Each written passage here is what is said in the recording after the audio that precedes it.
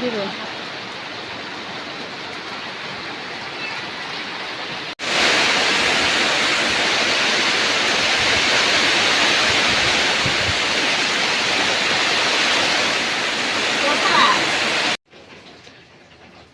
আসসালামু আলাইকুম, সবাই কেমন আছেন? আল্লাহর রহমতে আমরা ভালো আছি। আমি সুমি, রাজশাহী জেলার ছোট্ট একটি গ্রাম থেকে বলছি। রুহি লাইফস্টাইল চ্যানেলে আপনাদের সবাইকে স্বাগতম, অভিনন্দন। তো সকালবেলা থেকে এত পরিমাণ বৃষ্টি, তো দেখতেই পেলেন কত পরিমাণ বৃষ্টি হচ্ছে। তো আমার শাশুড়ি মা পিঠা বানিয়েছিল, পিঠাগুলো খেলাম। এখন ডিমগুলো সিদ্ধ করা আছে, ডিমগুলো খাবো। তো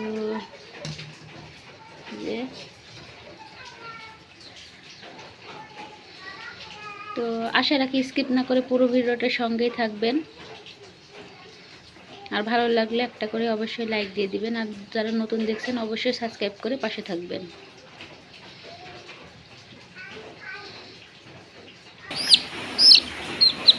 এই মুরগির বাচ্চাগুলো নিয়েছি, সবাই পুষছে, তো আমি ভাবলাম যে আমিও 4টা নিই।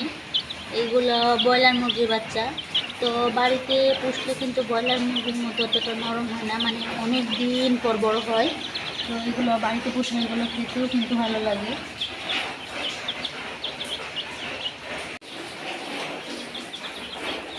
নে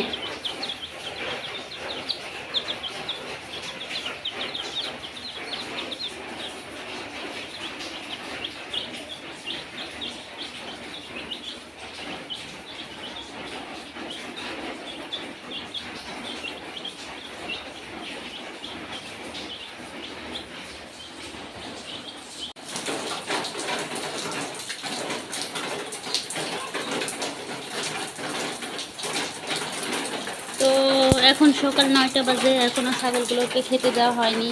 তো অনেক ভ্যাবাচ্ছে, এদিকে বৃষ্টিও হচ্ছে। তো কী করব, যাই ছাগলগুলোকে এগুলো খেতে দিই আর কিছু পাতা কেটে দিই।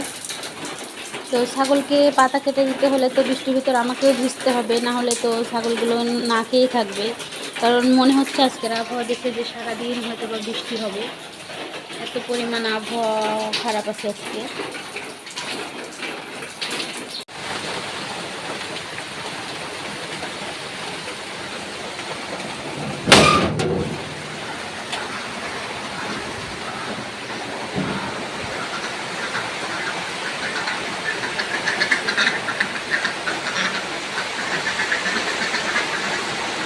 অনেক কষ্ট করে কোনো মতে গোয়ালে এলাম। এর আগে এসে মুরগিকে একটু খাবার দিয়ে গেছি আর ছাগলকে খাবারগুলো দিয়ে গেছি, কিন্তু গোয়াল ঘরটা এখনও পরিষ্কার করতে পারিনি। তো এখন পরিষ্কার করে নিব। আর এত পরিমাণ বাহিরে নিম্নচাপ, আমার মনে হয় গোটা বাংলাদেশে এরকম হচ্ছে, মনে হয় এই নিম্নচাপটা বইছে।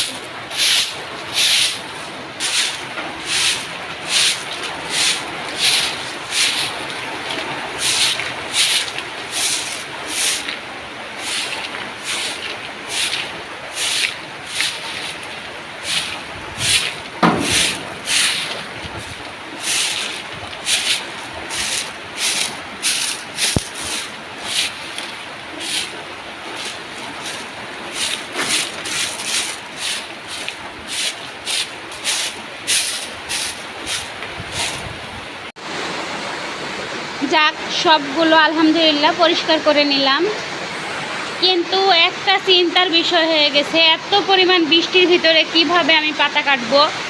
আর ছাগলগুলোকে তো না খাইয়ে রাখতেও পারবো না, কিসের পাতা কাটবো। আমাদের এমনি অনেক গাছ আছে পাতা কাটার মতো, কিন্তু এত বৃষ্টির ভিতরে কিভাবে কাটবো সেটাই ভেবে পাচ্ছি না।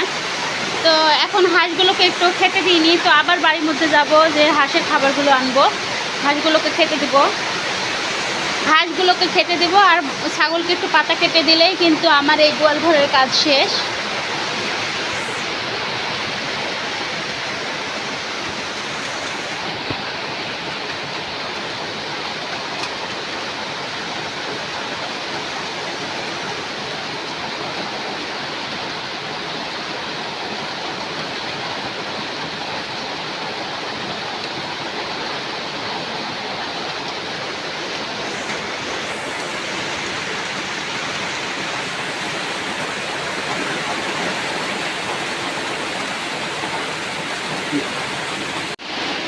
এই যে সকালবেলা বানানো সেই পিঠাগুলো, তো আজকে বৃষ্টির দিনে এই পিঠাগুলো খেতে কিন্তু অনেক মজা লাগে।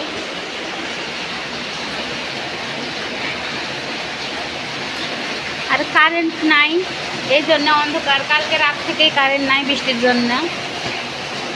তো এই যে ফ্রিজে কাঁঠাল ছিল, মানে কাঁঠাল সিদ্ধ করে রাখছিল, তো এই কাঁঠালগুলো বের করলাম, এগুলো রান্না করব।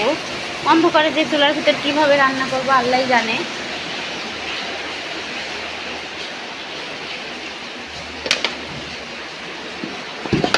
আর এই যে ডাল,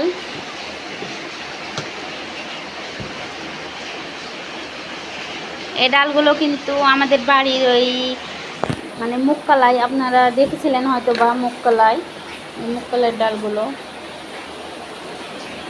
এত পরিমাণ মজা এই কালাইগুলো, তার ভিতরে আবার ভাজা। তো এই কালাইগুলো এমনিতেও কিন্তু খাওয়া যায়, এমনিতেও খেতেও কিন্তু বুটের মতো লাগে, খুব সুন্দর।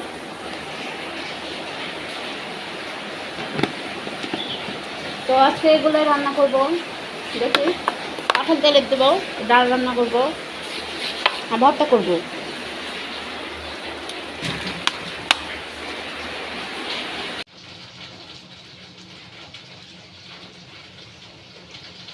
কারেন্ট এখনো আসেনি, তো আলহামদুলিল্লাহ যে ভাতটার বলক এসে গেছে, ভাতটা হয়ে যাচ্ছে।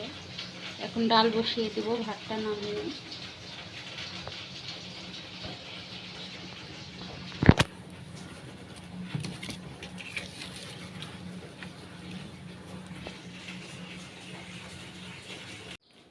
আলহামদুলিল্লাহ আমার রান্না শেষ, অফ ক্যামেরায় সব রান্না করে নিলাম, কারণ মোবাইলের আলো দিয়ে আজকে রান্না করেছি, যেহেতু এখানে বিদ্যুৎ নাই।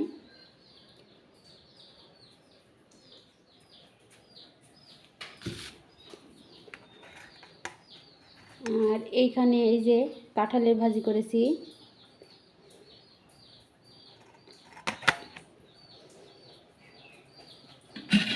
ভাত রান্না করেছি মাটির হাঁড়িতে। সাধারণত মাটির হাঁড়ির ভাত কিন্তু খেতে খুব মজা। আর এই যে এখানে ডাল রান্না করেছি, তো অনেক মজা হয়। মুগকলাইয়ের ডাল খেতে কিন্তু অনেক মজা, আপনারা যারা খান, বিশেষ করে বাড়ির মুগকলাইগুলো অনেক মজা, তারাই জানেন এটার মজা কতটা। তো কিছু হাঁড়ি পাতিল আছে যেগুলো একটু পরিষ্কার করে নেব, আরও অনেকগুলো আছে, ওগুলো পরিষ্কার করে গোসল করে নামাজ পড়ে আবার ফিরে আসছি আপনাদের মাঝে, সঙ্গেই থাকুন। তো আলহামদুলিল্লাহ গোসল করে নামাজ পড়ে চলে এলাম, এখন খাওয়া দাওয়া করবো।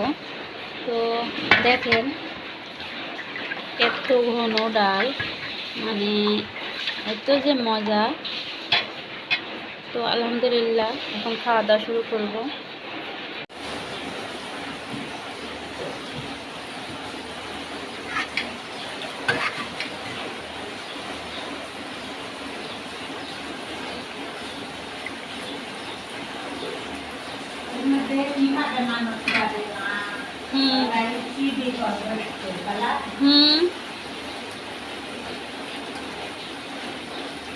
এত বৃষ্টির ভিতর কবর দিবেও কিভাবে, কিভাবে কি করবে?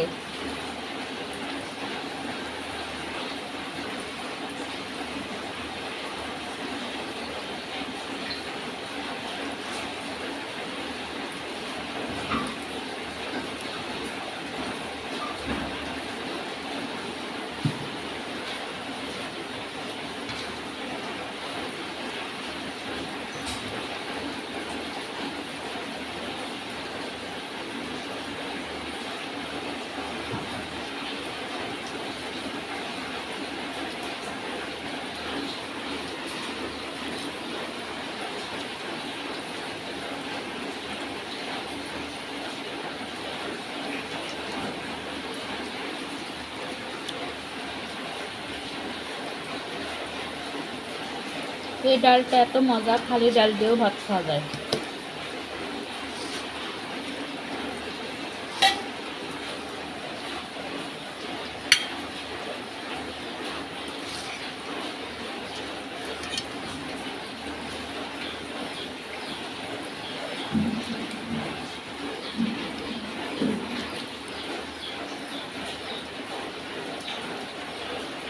খুব মজা।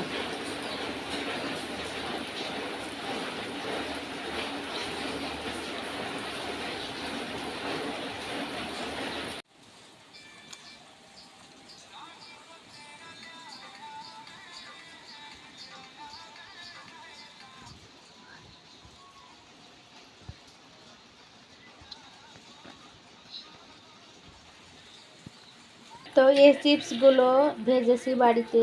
তো এখন বিকেলবেলা 5টা সাড়ে 5টার সময় বসে থেকে এগুলো খাচ্ছি। আর আমার মেয়েকে তার বাবাকে দুধ গরম করে দিয়েছি, তারা খেয়েছে। এখন এগুলো খেতে খেতে আজকের মতো আল্লাহ হাফেজ সবাইকে। ভালো থাকবেন, সুস্থ থাকবেন।